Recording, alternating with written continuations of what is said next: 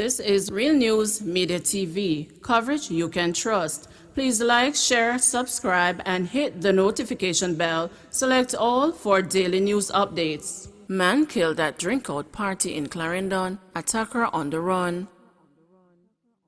A manhunt has been launched by the Clarendon police for a gunman who shot a man while at a party in Denby in the parish on Saturday night. The deceased has been identified as Anthony Young, who is said to have been in his 20s.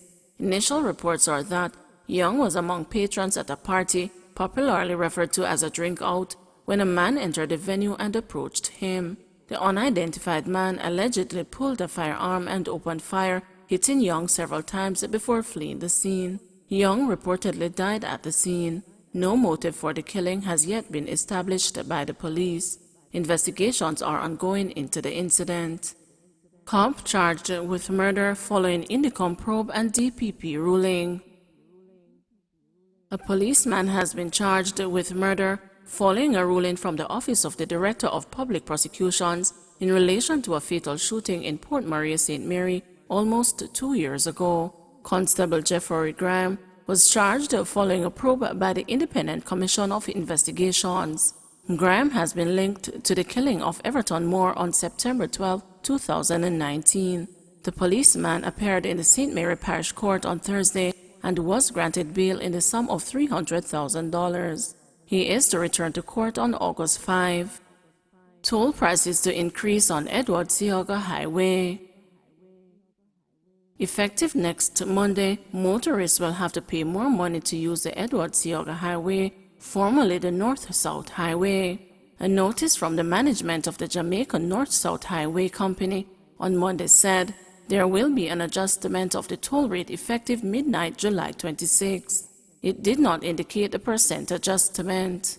The notice says e-pass users will still benefit from their 5% discount. Efforts to contact the company Monday afternoon were unsuccessful. Police probing death of 4-year-old in Willowdene, St. Catherine.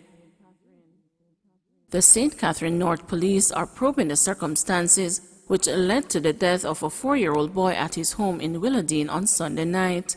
The child has been identified as Nashawn Brown, a student of Willowdene Thruway in Spanish Town.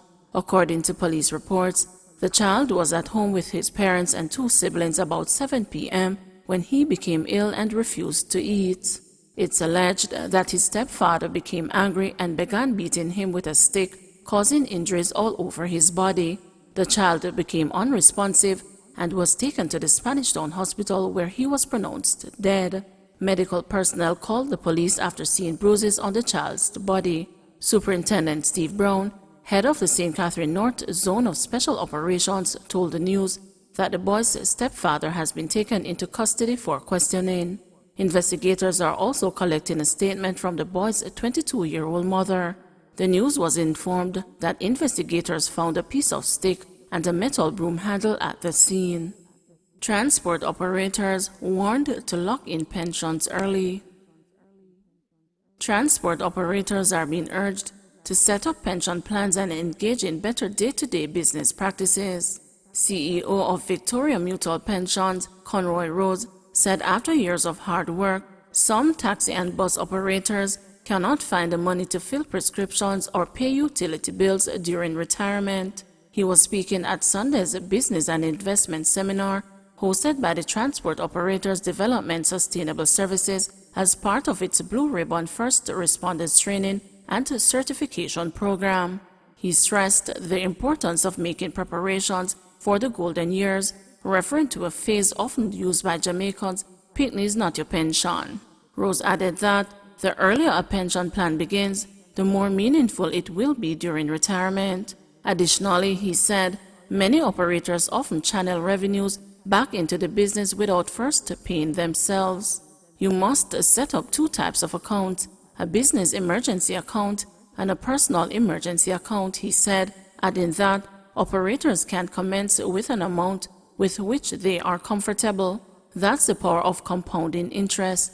It's the discipline that needs to be developed because you don't need $200,000 or $500,000 to begin, Rose said.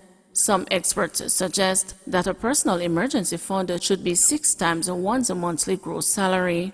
Rose also appealed to those in the transport sector to diversify the means by which they finance their business, as loans are not the only option. We are always knocking on that door. Why can't 10 of us come together and buy a fleet of buses, he asked. Reopen VP nominations, former General Secretary urges.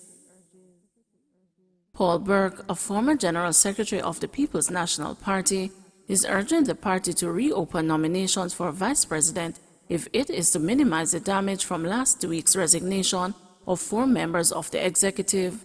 Vice Presidents Damian Crawford, Dr. Wickham McNeil, and Michael Phillips, and Chairman Philip Paulwell, also a Vice President, resigned their post on Friday as nominations closed for key positions amid a breakdown in talks regarding who would contest.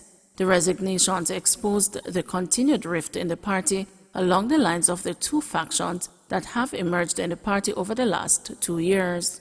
Mr. Burke told the News that reopening the nomination process would allow for both sides to be represented in the executive of the party. He said, however, that any decision to do so would have to be made by the executive, citing a previous occasion in the 1970s when this was done. The candidates currently nominated for the 4 vice president posts are Eugene Kelly, Ian Hales, Norman Scott, and Richard Azan. Girl viciously beaten at party last year has reportedly lost her memory. The police have indicated that 17-year-old Kaylin Dowdy, the teenager who was beaten unconscious in a vicious attack that made national headlines late last year, has reportedly lost her memory. As a result, she has still not been able to give a statement of the incident to the police. When the wounding case was mentioned in the Kingston and St. Andrew Parish Court last week, the police indicated that the teenager was still unable to give a statement. Last November, Kaylin was allegedly beaten during a party. She has been hospitalized since then. Her mother has told the News that her daughter will not be able to give the police a statement because she has lost her memory. In the meantime, the 5 women who were charged in connection with the beating in Barbican, St. Andrew, had their bails extended when they appeared in the Kingston and St. Andrew Parish Court. They are scheduled to return to court on September 3. The accused are charged with wounding with intent and unlawful wounding. The matter was adjourned last month for the police to collect a statement from Dowdy. Popular businessman succumbs to gunshot injuries following Dam Road shooting. Popular businessman O'Neil Spencer, aka Brigger of Dam Road, Johns Hall, died from shots he received weeks ago when gunmen created havoc in his community, shooting several persons before escaping. The community plunged into mourning this morning, having heard of his passing. O'Neill's sister Nadine was also brutally murdered several years ago while operating taxi from Clock to the Springmount area. Mandeville Mayor addresses resignation withdrawal.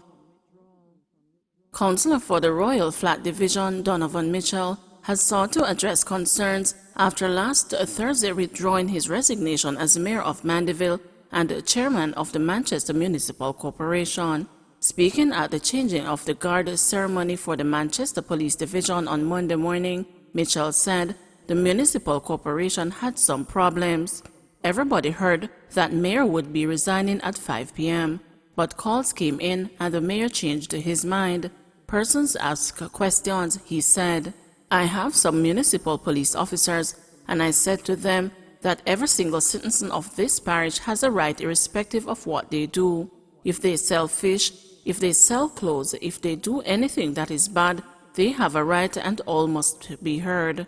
We had some problems. I think I did put some things in place. Some persons won't be too happy with it, so I said to them, I'll step back if you think that I am not capable enough of managing, he said. Sense prevailed and they said, listen me boss, that is not what we mean, so you need to stay so that we have things done properly, he added.